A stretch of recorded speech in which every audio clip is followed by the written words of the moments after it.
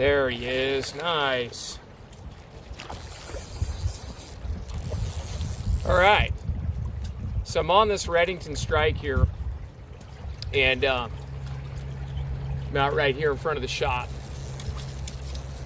And I want to come out and actually do, I have used this rod a ton. I've used it a lot myself, but I've used it a lot in clinics and let a lot of people fish this rod. And I'd say the great thing about this rod, let me get this guy to hand here. There we go. Decent little trout to caddis pupa right out here in front of Reds. For those that haven't been here before, that's where I work, right there at the shop. Sometimes I work out here. But let me talk a little bit about this strike. So first things first, this is my rod. I use it quite a bit. I have a number of Euro rods. I like them for different things, but I do like the strike because I can always count on it. This rod has been really well loved. There's nicks and dings all over it. There's a couple little chips in the cork.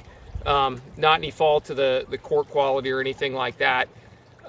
Just been really well loved. But I've never seen this rod break. And I've seen a lot of other rods in that $250 to $300 range often break because when you build out a 10-foot or 11-foot 3-weight, or 10-foot 2-weight, or whatever it happens to be, they can become very fragile and durable. And they didn't take so much out of the strike that it loses its kind of reliability factor. So the other thing that this rod does really well is we don't always Euro nymph here. This is a big river.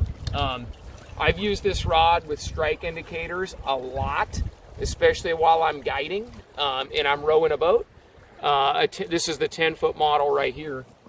And it casts, if you put a weight forward 3 or 4 weight floating line on this rod, it'll roll cast an indicator and a stonefly nymph like you wouldn't believe. So we're not isolated just to Euro nymphing with the strike, whereas some of the other rods, they're not going to turn over an indicator very well. The other thing I've done with this rod is I have cast sink tip lines on it. I've taken just a traditional weight forward floating line of some sort, and I've put poly leaders on it, and because of the length, I can really get those poly leaders lifted up out of the water, and it makes a really pleasant sink tip rod or light streamer rod as well because of the length. There we go. There's a nice fish. I am stoked because I just filmed an awesome clip. In fact, I'm going to make sure the camera's on. Oh yeah, camera's on. That's a nice one. I was so bummed. I filmed a clip and I was like, oh, I gave a great tip and I was all happy and proud of myself. And then I realized the camera hadn't been started. So I was like, oh man, I'm never going to get another one like that. And here we go. Next cast. So 3-weight Redington strike. Right now I'm glad I got a fighting butt on this thing because that fish just got out of the current. That is a absolute dandy. One of the best trout I have hooked in some time on this river. Which is saying something because I fish here a lot. Not far from the shop right now. And bulldog this guy back over to the other side. Come on, big boy. Let's go. There he goes. Just when you think you got him in control. So the tip I was giving is I've got a light downstream breeze right now, and that breeze can be really tough to get a good drift in because it wants to speed everything up. And you really got to learn to work with the wind to make that lead just right. And there's a certain kind of vibe that, I've done other videos. If you haven't watched the one, I think it's like blueprint for Euro nymphing success called lift, dip, and lead. There are 3 critical parts, in my opinion, to getting a good drift. And the first one is you lift till you see your tippet, and you clean everything up and tighten it up. And then the next one is dip, and that's where you dip down to make contact with the bottom. The next one is lead, And in a downstream wind, leading is basically drawing your nymphs forward with the current. And it's important to know, something being led or pulled downstream can still sink. So you can lead it and put tension on it, but it still sinks, okay? And when you lead it, it's really easy in a downstream wind. I see people in my classes all the time constantly overleading. And you got to get that thing set up, and you really got to let the wind do the leading for you. And it's a very subtle tip. And I suggest when you find yourself in a windy situation, you really slow down and take your time to learn that. Let me get this guy landed. Oh, that's just a football. Yeah, I'm holding them out. I know it, but that's a beautiful fish.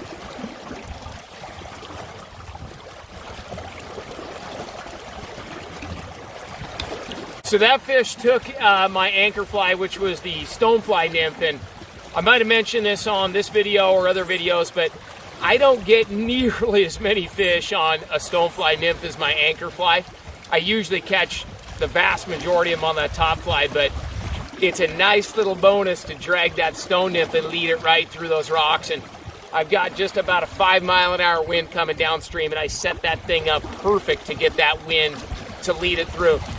The other tip for being in the wind and being able to control a nice tight drift is lighter tip it, generally really helps. And then I don't have it here on my neck today, but sometimes I carry indicator material right there, and I'll switch to a 4X or a 5X cider material just so that it's a skinnier diameter and grabs less wind.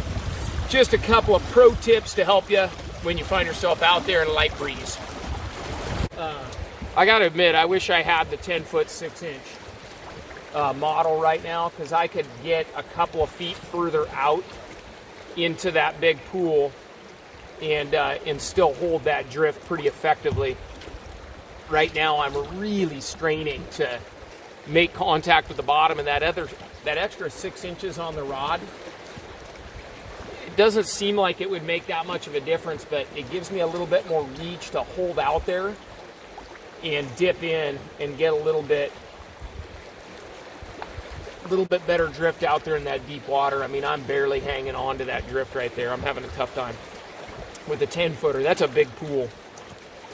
I don't know how well you can see it in the background, but if you're fishing big rivers, you know, like the one you're looking at here, I think the 10-foot 6-inch model in the 3-weight for the strike is going to be an advantage for you.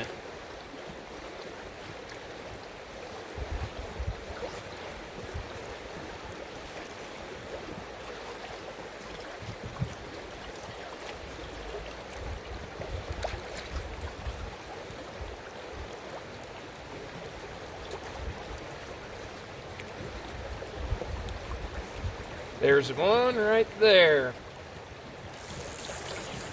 So yeah, I got him, but I was working really hard right there to hold that drift. My shoulder from reaching out was starting to get pretty tired. And I got him though. All right, oh, that feels good. The rod has a lot of bend in it right there. Not a big trout, but I'll take that kind of fish all day, especially when I can sneak out of the fly shop for a while. Go do some gear testing. There, not a bad fish. 3-weight Redington strike. Nice.